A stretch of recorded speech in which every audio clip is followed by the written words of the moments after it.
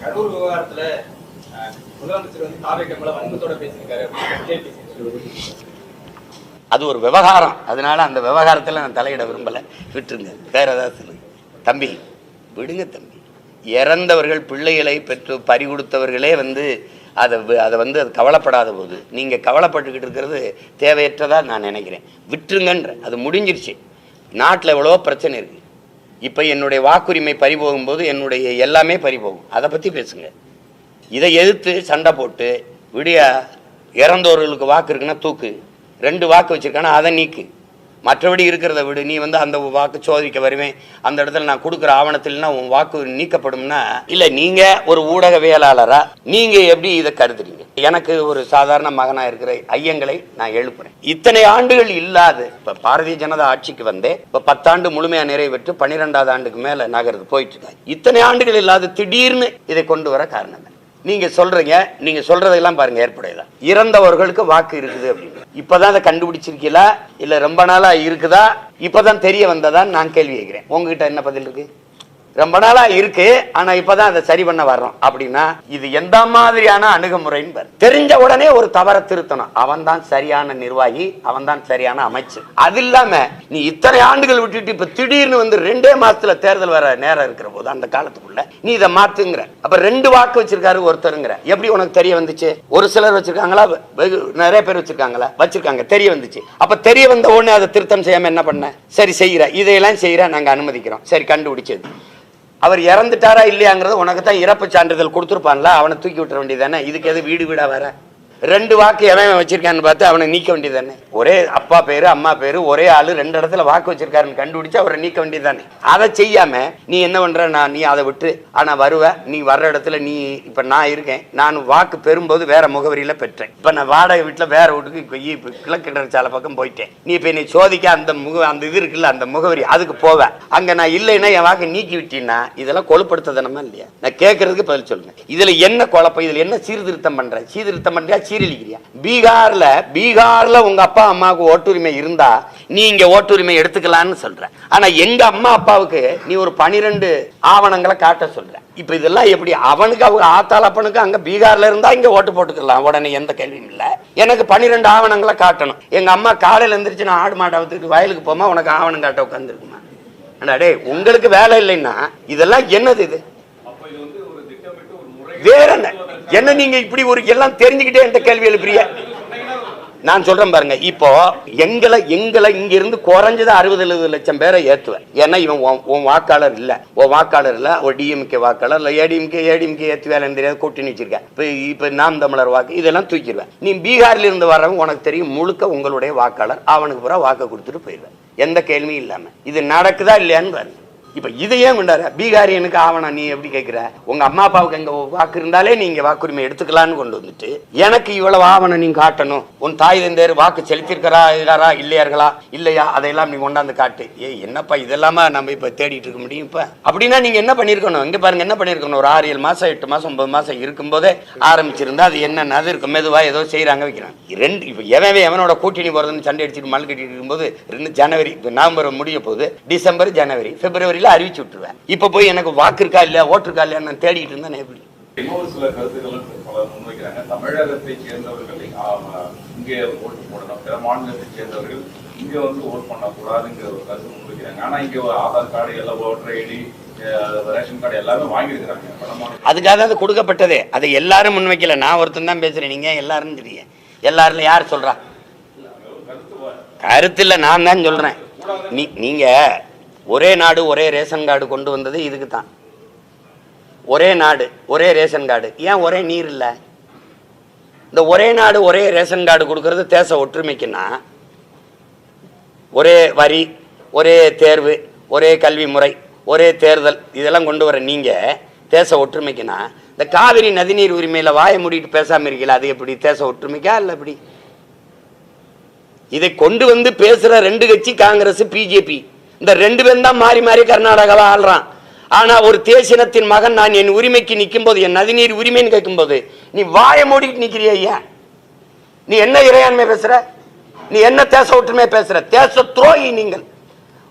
ஒரு தேசினத்திற்கான நதிநீர் உரிமையை தலையிட்டு பங்கிட்டு பெற்றுத்தர முடியாத நீங்கள் இறையாண்மையும் ஒருமைப்பாடும் பேசுவது எவ்வளவு வேடிக்கையானது, எவ்வளவு பெரிய ஏமாற்று. எப்படி இது? ஒரே நாடு ஒரே ரேஷன் கார்டு. எனக்கு ரேஷன் கார்டு கூட பீகார்ல போய் நான் வரிசையில் நின்று கொடுத்துட்டேன்னா பார்ப்போம். இங்க மானங்கட்ட கூட்டமாயிட்டோம் நாங்க. அதனால நீ வந்து நின்றுக்கிட்டு ஒரே ரேஷன் கார்டு அவனுக்கு வாக்குரிமை கொடுன்ற. இந்த 10 ஆண்டுகள் ஐயா மோடி பிரதமர் ஆனதுல இருந்து எத்தனை லட்சம் பேர் வண்டி இருக்கோம். ஒரு நாளைக்கு 4000 பேர் தொடர் வண்டியில வந்து இறங்குறான். எங்க இருக்கான்? எல்லாருக்கும் வாக்குரிமை கொடுத்தா அவன் ஒரே மொழி இந்திங்கிற அடிப்படையில் ஒருங்கிணைஞ்சிருவான். நாங்க தமிழ்ங்கிற அடிப்படையில் ஒருங்கு இணையல.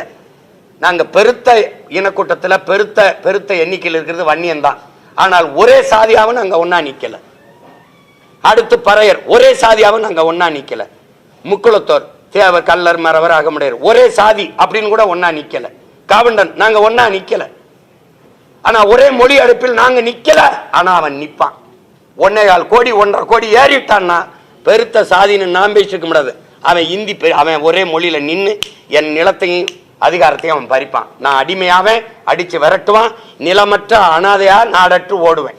இது இந்த பாருங்க, இந்த தலைவனின் மகனை சத்தியம் பண்ணி சொல்றேன் நடக்கும். நீ எழுதி வை, அன்னைக்கு நான் இருந்தா போராடி தடுப்பேன், இல்லைன்னா நீங்க என்னை தேடுவீங்க. நடக்கும் நடக்கும்.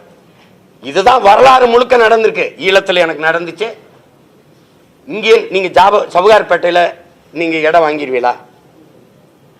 அங்க அந்த வீட்டுல ஒன்று வாடகைக்கு போய் குடியிருந்துருவீங்களா? அப்ப தமிழ்நாட்டுக்குள்ள ஒரு தீவு தானே அது. இது மாதிரி எத்தனை தீவை காட்ட உங்களுக்கு?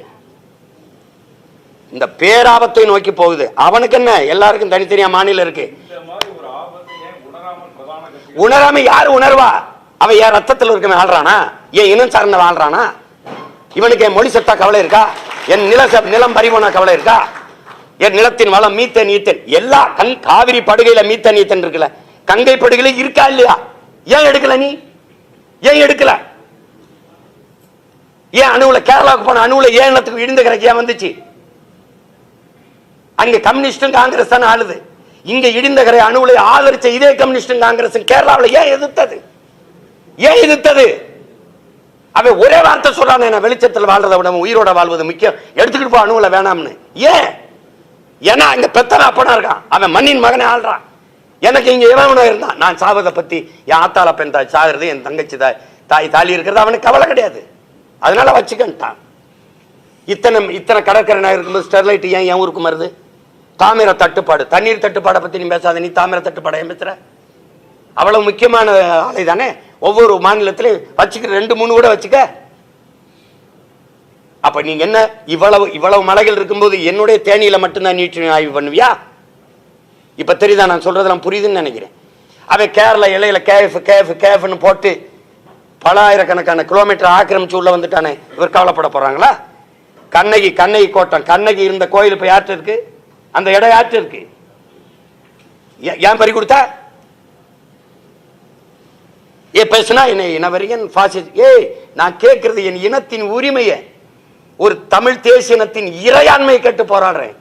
என்னை பாசிஸ்ட் நீ சொன்னா நீதான்டா கேடுகட்ட பாசிஸ்ட். என்னை அடிமையா இரு, உரிமை இழந்து நில்லுன்னு சொல்றதுக்கு உனக்கு எவனுக்கு உரிமை இருக்கு? இதை பத்தி கவலைப்படுவாரா? ஐயா ஸ்டாலின் கவலைப்படுவாரா சொல்லுங்க. இல்ல யாரு கவலைப்படுவா? கவலைப்பட்டிருந்தா எனக்கு என் இனத்துல கோவைனா எனக்கு எந்த பெருமையும் இல்லை. ஏண்டா நாட்டு விடுதலைக்கு போராடி கழுத்திருக்கி மூச்சு கசிந்து செத்தவன்டா என் பாட்டன் தீரன் சின்னமலை. அவன் வேற 2000 கோடி என் காசுல கட்டின அந்த மேம்பாலத்துக்கு வீர பெரும்பாட்டன் தீரன் சின்னமலை மேம்பாலம் வைக்க முடியாதா? சிடி நாயுடுன்னு வைக்கிறீங்க, சாதியை ஒழிச்சு விட்டு. ஊவே சாமிநாத ஐயர்னு வச்சா என்ன தமிழ் தாத்தா? அவையிலன்னா தமிழ் இலக்கியம் இருந்திருக்குமா? சொல்லுங்க. அவன் பேர ஊவே சாமிநாதன் எழுதி வைக்கிற. முத்துராமலிங்க தேவர், அந்த தேவரை நாங்களாம் சத்தமுறை அறவட்டத்துக்குள்ள போடுற. இத நாயுடு, நாராயணசாமி நாயுடு. இப்போ உங்க அதிகாரம் உங்க அடையாளத்தை நிறுவுது. அப்ப எங்க அடையாளத்தை மீட்டு உருவாக்கம் செய்வாது எங்க அதிகாரம் வேணும்னு நாங்க நினைப்போம்ல. எங்க அடையாளத்தை நிறுவுவதற்காவாது, அப்ப எங்கள் மொழியை மீட்பதற்காவாது. நீ சமஸ்கிருதம் எந்த இடத்துல இருக்கு? எந்த மாநிலத்தின் தாய்மொழி? எல்லா மாநிலத்திற்கும் மொழிவழி மாநிலம் பிரிச்சு இல்லை. சமஸ்கிருதத்துக்கு எந்த மாநிலம் பிரிச்சுங்க? தெலுங்குக்கு இருக்கு, கன்னடருக்கு இருக்கு, பீகாரிக்கு இருக்கு, குஜராத்துக்கு இருக்கு, மராட்டியனுக்கு இருக்கு, மலையாளிக்கு இருக்கு, தமிழனுக்கு இருக்குல்ல. சமஸ்கிருதத்துக்கு ஒரு மாநிலம் சொல்லு. இல்ல நீனே 24,500 தான் மொத்தமா பேசுறதுன்னு கணக்கு கொடுக்குறீங்க. அப்ப எதுக்கு இவ்வளவு நிதி ஒதுக்குற, சமஸ்கிருதத்தை கட்டாயமாக்குற, சமஸ்கிருதம் படிக்கணும்னு கொண்டு வர? ஏன் செத்து போன உன் தாய்மொழியை உயிர்ப்பிக்க நீ அதிகாரத்துக்கு வந்து துடிக்கிற? செத்து கொண்டு இருக்கிற என் தாய்மொழியை உயிர்ப்பிக்க நாங்க அதிகாரத்தை பிடிக்க துடிக்கிறோம். இது ரெண்டுக்கு என்ன நீ நேஷனலிஸ்ட், நான் பாசிஸ்ட் ஆயிடுவேன்னா எப்படி? இந்த இடத்துல உட்கார்ந்து பாருங்க, என் வழி என்னன்னு உங்களுக்கு புரியும். ஓட்டு எனக்கு எதுக்கு வச்சுக்க, நீ எவனுக்கோ போடு, நான் பேசுறது புரிஞ்சா போடு. இல்லைன்னா நீ வச்சு என்னதுக்கு நீ என்ன அவன் புளிச்சேப்பம் கொண்டு இருக்கு. மற்றவனுக்கு தேர்தல் வெற்றி வழக்கமான ஒன்று, எங்கள் வெற்றி வரலாற்றின் புரட்சி, மாபெரும் மாறுதல், சரித்திர சாதனை. முடியாதுன்னு நீ சொல்ற, கூட்டணி வைக்காம எப்படி ஜெயிக்க முடியும்னு உலகம் பூரா எனக்கு கற்பிச்சவன், இன்குலின் டாட்டா வரைக்கும் சொன்னது என்ன சொல்றான்? எது முடியாதுன்னு சொல்றானோ அதை நீ முடிச்சு காட்டுவது, அதுக்கு பிறதாண்டா சாதனைங்கிறான். நான் தனிச்சு நின்று வெல்றனா இல்லையான்னு மட்டும் பாருங்க. நீங்க கொஞ்சம் காலம் எடுக்கும், அவ்வளவுதான். அது முடியாது, உங்களால முடியாதுன்னு சொல்லுங்க, ஒதுங்குங்க. யாராலும் முடியாதுன்னு சொல்லாதீங்க. எவராலும் முடியாததை என்னால் முடியும், எங்களால் முடியும்னு சொல்றதுக்கு பேர் தான் சாதனை. அதை விட்டு யாராலும் முடியாது யாராலும் முடியாது அங்கிட்டு போய் நின்று புலம்பிக்கிட்டு, நான் இல்லைன்னா என்ன, என் பிள்ளை செய்வான், இன்னொருத்த வருவான், என் முன்னோர்கள் கத்திட்டு போனா, நான் வருவேன் நான் நினைச்சு விட்டு போனா, வந்தான் வந்து நிக்கிறேன்ல.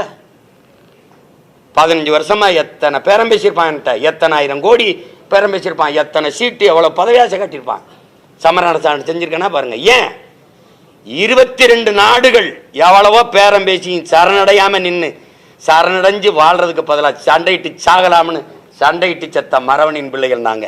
நீங்க போய் இந்த 4 சீட்டு 3 சீட்டு வச்சுக்க, நீயே வச்சுக்க. மக்கள் முடிவு பண்ணணும். அதிமுக முடிவு பண்ணக்கூடாது திமுக ஒழிக்கணும்னு, திமுக முடிவு பண்ணக்கூடாது பிஜேபி ஒழிக்கணும்ட்டு. என் மக்கள் முடிவு பண்ணணும். அதுக்கு என்ன பண்ணணும்? மக்களுக்கு கற்பிக்கணும். ஏய் இவன் ஆபத்தானவன், இவன் தப்பானவன், ஐயா இது நஞ்சு சாப்பிடாத, ஐயா இது நல்ல உணவு சாப்பிடு, நாங்க தான் சொல்லி கொடுக்கணும். அதுதான் சமூக பொறுப்பு. அந்த கடமை ஆற்றுகிறவன் பேரும் தான், அவன் தான் தலைவன். அதை விட்டுவிட்டு சும்மா இவரை ஒழிச்சிடணும் அவரை அழிச்சிடணும் அப்படின்னு எப்படி அழிப்பீங்க? எப்படி அழிப்பீங்க? வேற ஏதாவது நல்ல கேள்வி?